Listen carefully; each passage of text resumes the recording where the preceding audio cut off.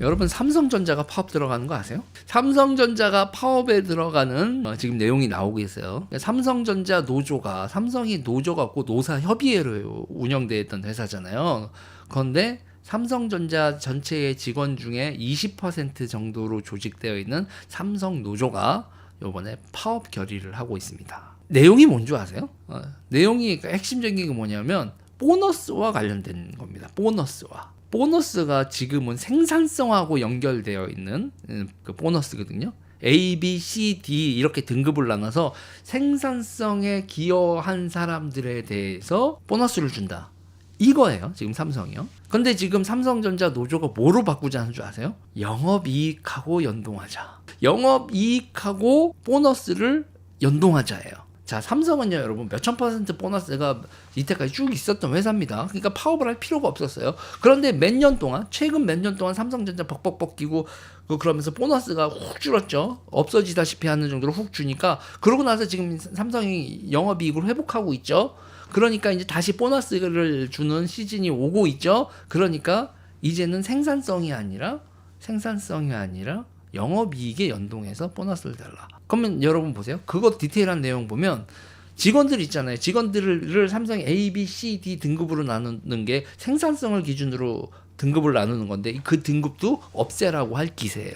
그래서 제가 보면서 뭐냐면 제가 삼성전자 노조의 주장을 보면서 무슨 생각을 했냐면 대한민국이 진짜 조선으로 가는구나. 제가 요새 이제 이 조선으로 간다는 얘기를 많이 하는데 이건 여러분 뭐를 지금 대한민국이 이게 의대 이슈하고 삼성 노조 파업하고 똑같은 일맥상통한 게 하나 있어요. 뭐죠? 프로페셔널리즘의 파괴예요.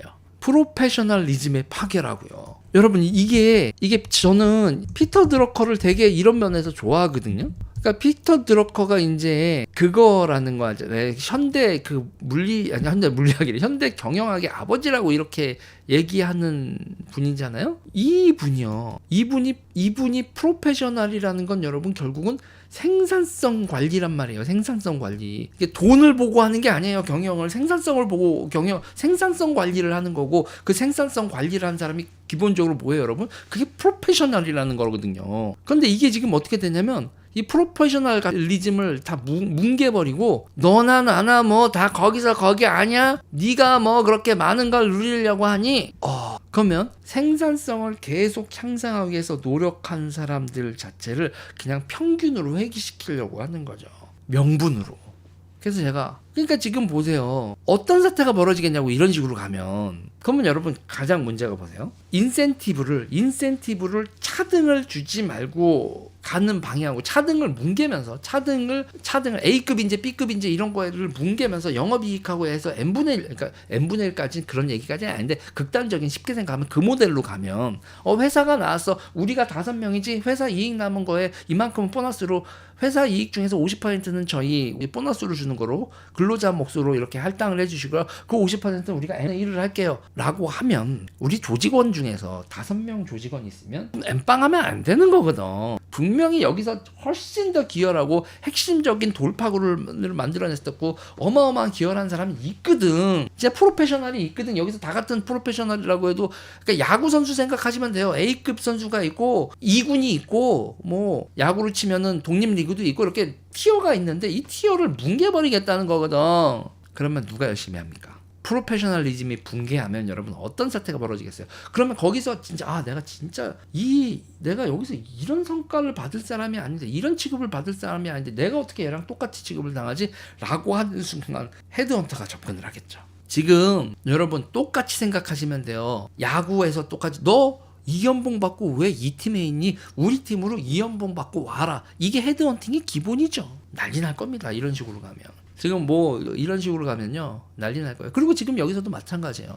그러니까 의사들 사이에서의 이런 것도 지금 대한민국 국민들이 의사를 프로페셔널로 보지 않는 거예요. 근데 여러분 이 단순히 프로페셔널로 보지 않는 게 어떤 사태가 벌어지냐면 민주주의의 위기는 항상 이 프로페셔널리즘의 그 위기였거든요.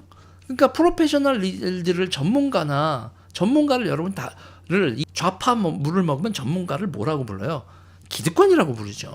그래서 이거에서 여러분이 전문가 무시의 가장 드라마틱한 사건이 문화대혁명이에요. 문화대혁명. 여러분 혹시 요새 넷플릭스 드라마 3차라는 거 보세요?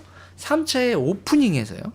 삼체 오프닝에서 중국 물리학자가 문화대혁명 그 학생들 자기 수업 받던 학생들한테 끌려가 나가지고 너 이 자식아 상대성 이론 가르쳤지 그랬더니 상대성 이론은 현대 물리학의 기본이다라고 그 물리학자가 대답을 해요. 그때 아인슈타인 미제국주의에 협조한 아인슈타인의 학문을 네가 학생들한테 가르쳤냐 그러니까 그 물리학 교수님이 이렇게 보죠. 그리고 조금 있다가 이제 학생들한테 맞아 죽습니다. 문화대혁명 때 여러분 제일 많이 맞아 죽은 사람들이 의사예요.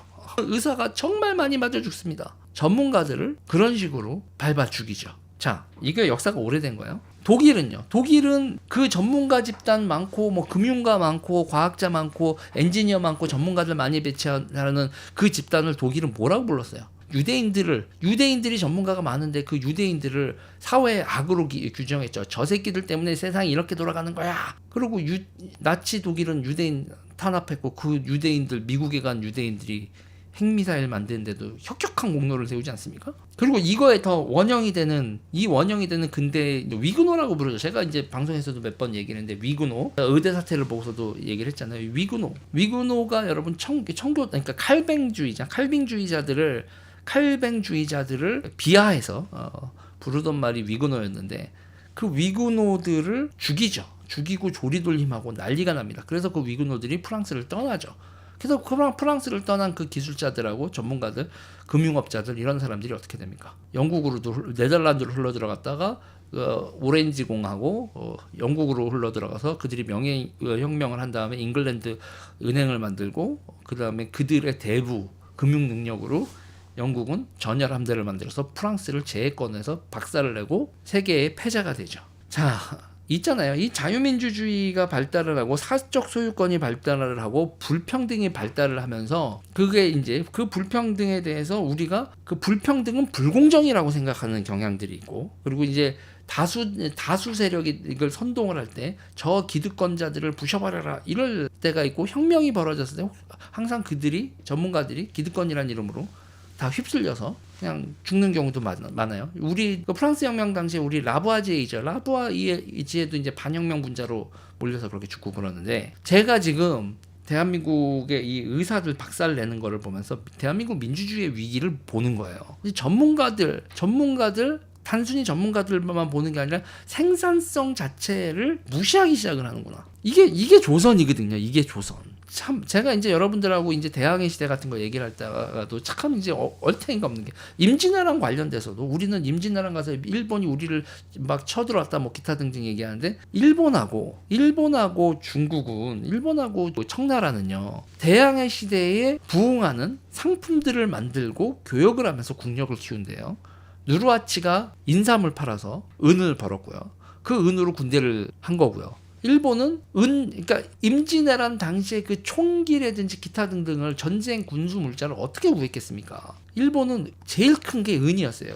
이와미 은광이라고 하죠. 거기가 일본의 거기 모리가몬 이전에는 거기가 오우치 가문이었나요? 오우치 가문이 맨 처음에 이와미 은광을 개발하고 그 다음에 모리가몬으로 간 다음에 그 모리가몬이 토요토미 히데요시한테 은을 이제 갖다 바치고 그 은으로 걔네들이 무기를 다 이렇게 제조하는 이런 사태가 벌어지는데 저는 무슨 얘기를 하고 싶은 거냐면 그때 여러분 그 은을 그 하는 방법이 그냥 다 그걸 빻아서 그거를 불로 태워서 재를 건져서 거기서 은을 이렇게 하는 그 종래의 채취법으로는요 진짜 노동 생산성이 엄청 떨어졌는데 그거를 은 생산성을 엄청나게 높여준 게 누구다? 김간불이라고 조선왕조실록에 김간불이라는 사람 이름이 나오는데 거기서 이제 중종실록에 나와요. 그리고 연산군실록에 나오고 그 다음에 중종실록에 가면은 일본으로 기술 빼돌린 놈들이 나온다고 얘기를 해요. 그래서 일본하고 청나라는 대항해 시대에 그리고 그 당시에 최대 무역 상품 시장이었던 중국이 지정은제를 하고 있었기 때문에 은으로 세금을 바치니까 중국 가장 큰 시장인 중국에서 은이 공식 화폐화 돼 있으니까 그러니까 은이 국제 화폐화 돼 있었고 그 와중에 포토시 은강하고 일본의 이와미 은강이 세계 최대의 은강으로 떠올리면서 그렇게 이제 일본은 은으로 구매를 하고 대항해 시대에 올라탄 거죠. 그러면 이제 우리 조선 조상님들은 뭘 했냐? 일단은 금강과 은강을 폐쇄했죠. 왜? 금강과 은강이 있다는 소식이 들리면 명나라나 청나라가 됐던 뭐가 주변의 애들이 조공을 바치라고 할까봐. 그래서 우리는 세종대왕 시절에 중국하고 그 조공무역을 개시하고 이러면서 그러면서 저희는 말이죠 너무 가난한 나라라 금이 없고 은이 없어요 조공 물품에서 빼주세요 그러고 빼줬죠. 명나라에서 그래 조선은 금과 은이 없는 나라지 그래 조공하지 않아도 된다 그러고 나서 와 한 다음에 전부 다 금광하고 은광 못질하고 이거 캐내는 새끼 나쁜 새끼 뭐 이렇게 되는 겁니다. 그럴 때 이제 거기서 연산군이 세상에 보니까는 뭐 난리가 아니거든. 뭐 후추 들고 오고 뭐 유리 같은 거 들고 오고 난리가 아니거든요. 그래서 이게 뭐지 하다가 걔네가 이거 장녹수하고 그쪽 집안 시켜가지고 함경도에서 이제 은개발하고 뭐 이랬었던 건데 그걸 또 못하게 했거든. 나중에 와서 중종이 이런 걸 연산군처럼 이렇게 그렇게 은캐가지고 상품 사와가지고 그때 국제교육품도 엄청나게 사치품으로 많이 썼더만 연산군 아저씨는 국제적인 그 명품 같은 거 이런 게 아주 좋아하셨더만요. 그러니까 그런 거 이제 다 못하게 하고 이제 도덕군자의 나라다 뭐 이렇게 되는 건데 제가 지금 얘기가 좀 돌았는데 제가 요새 이제 한국 정치를 보면 명분 세우고 그러고 있어요. 이거 환장하는 겁니다. 명분이 지금 정치의 중심인 양 그러고 있어요. 나 그래서 이게 무슨 정신머리들이야 싶단 말이에요. 그러니까 지금 제가 뭐를 보냐면 이게 명분 세우고 당위를 강조해서 권력을 강화해요. 지금 윤석열 대통령도 그렇게 하려고 한 거거든요.